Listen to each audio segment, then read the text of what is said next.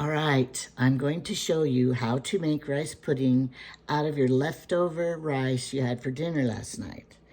And I don't really have a recipe. I tried to look up one that I had somewhere, but I don't have one. I just always just do it. And my husband likes it, so I'm just gonna show you what I do, and then you could try it, all right? It'll be educational anyway. All right, here's what you do. The ingredients are your leftover rice, and here's my leftover rice. And it depends on how much you have, right? And then here is, you're gonna put butter, cornstarch, vanilla, sugar, and milk. So what I do is, I put the rice into a microwavable bowl, because I'm going to put this in the microwave to bake it. I don't put it in the oven. I just put it in the microwave. Because, you know, it might be summer and hot. You don't want to turn the oven on, but you can put it in the oven too. Okay, you put your rice in here. Okay, break it all up because you know it might be stuck together. Okay, then I put the milk. And I put enough milk to like cover it. Because this is all gonna be like pudding, so you want enough milk in there, right? Okay, now I'm gonna put in about, my tablespoons aren't up there, where are they? I have these new tablespoons. Did you guys see them on everywhere? And they have the magnets and the whole set right here. Ugh. Okay, here it is, the whole set. And there, but the magnets aren't very strong. But anyway, I'm gonna put a tablespoon of cornstarch to help thicken it. The eggs will help thicken it some, but I like the cornstarch. And then I'm gonna put it in about a 1/4 cup of butter for flavor, because butter is yummy. And I'm gonna put in, my vanilla's real from Mexico. So, but you use whatever vanilla you have, because, you know, we have to use what we have. So I'm just gonna put in 1 teaspoon. Okay. You know, yeah, I think when you use this Mexican vanilla, you have to use less. This is my daughter-in-law's best roll recipe. There's just melt in your mouth. I'm putting it up there. I want to make it, but then I'll eat them. All right, you can stir this a little, doesn't matter. Then you're gonna put the sugar. Now, my husband likes it sweet, but I'm only gonna put a 1/2 cup of sugar in it. And this is why I haven't added the eggs yet, because this is what I do. I slop over too, but I try not to, but I did that time. Okay, so here's what I do. I stir up the sugar in here. And then I taste it to see how sweet it is. And you can tell, you know, how sweet you want it. Some people like it sweeter than others. My husband's sweet tooth. So I just kind of go like this. Taste it. I think he would like it a little sweeter. So I'm going to say 3/4 cup sugar. But if you don't have this much rice or anything, then you're going to use less.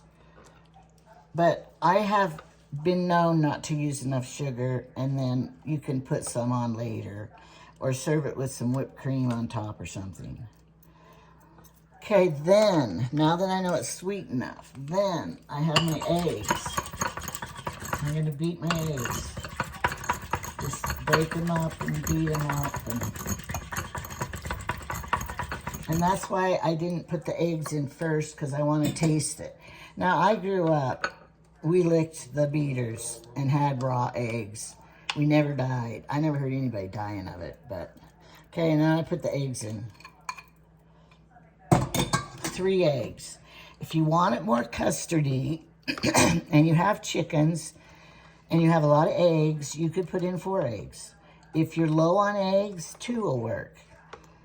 So, you know, the eggs just make it set up and be more custardy, whatever that means. What custardy is, I don't know. Okay, now if you want to put raisins in it, I'll have to ask my husband if he wants raisins. And cinnamon. We forgot cinnamon and nutmeg. If whatever spices you like. Some cinnamon. I just shake some on top because I don't know. Probably about, I don't know. I can't even guess how much that is. Just sprinkle some on top. And then I use nutmeg. Where's my nutmeg? I should have got these out ahead of time because I have nutmeg. I have spice problems. Well, I'll just show you because I know you want to see my baking cupboard. It's kind of messy because of Christmas, and I got things out and then I just put them back in there, and I didn't put them very nicely. So don't judge me. It'll be something I'll clean later, but right now I don't want to. So I just shut the cupboards and run. But here, all right, here it is. And see all the big spices up there? And then these are my cake decorating and my baking chips and powdered sugar. And I don't like people getting into my baking cupboard because I've had known teenagers eat the chocolate chips, the husband, they eat them. And then you think you have them and you don't. So what I'm saying is, I think my nutmeg is clear up there in that container. And I got to get it down. So I'm going to add it later because I don't want you to see me have to climb up there on my big bench and get it. Anyway, I'll have to ask my husband if he wants raisins. So what I do is put it in the microwave for 5 minutes. And then take it out and stir it. And see where you're at. If you need to add more milk or, you know, it doesn't look right. But you want to stir it because these butters are going to be like not stirred in and stuff because it'll start melting. So that's why. And then I take it out, and then after I stir it, I put a final spice on top to be pretty, and raisins in it if you want. And then I cook it for a little while longer. If you want a real soft kind of pudding or stiffer pudding that you would add cream on it yourself, then that depends on how long you cook it. But I cook it about 8 minutes. But first I put in there at 5, uncovered, in the microwave. Okay. I washed it, and I didn't remember if I put it back in. I did. So, 5 minutes. All right. So that's how I make my leftover rice pudding. It's nothing fancy or anything. It's just all those ingredients put in and bake.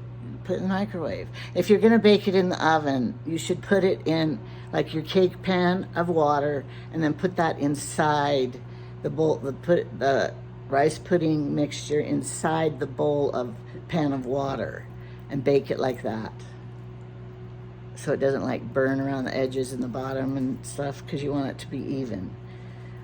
And so it's easier just to put it in the microwave. All right, I will have a picture of it on the front if it turns out. If it burns and ugly and is horrible, you're not going to get a picture, and I won't even post it. All right, and so subscribe. And if you like me to do recipes, I have a lot. I could just be a cooking channel, but I don't really want to be, because everybody is a cooking channel, and everybody has the good recipes, and everybody does it, so I didn't really want to do it. But if you want more recipes, let me know.